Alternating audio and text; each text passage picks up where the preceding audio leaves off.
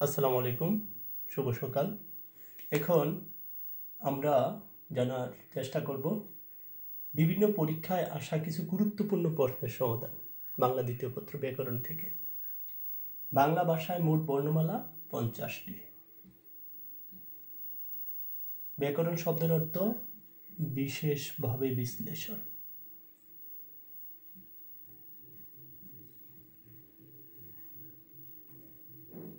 বিশেষভাবে বিশ্লেষণ।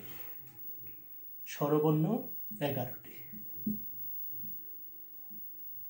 ব্যঞ্জনবর্ণ 39টি, মোট 50টি। পূর্ণমাত্রা 32টি, মাত্রাহীন 10টি, অর্ধমাত্রা 8টি, এই মোট 50টি।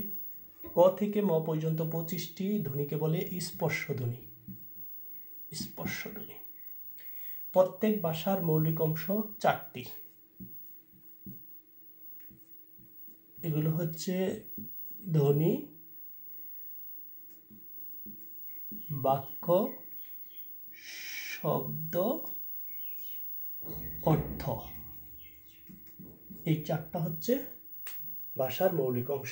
পৃথিবীতে বাংলা ভাষার স্থান 4র্থ। পৃথিবীতে বাংলা ভাষায় কথা বলে 32 কোটি মানুষ। তো ধন্যবাদ সবাইকে।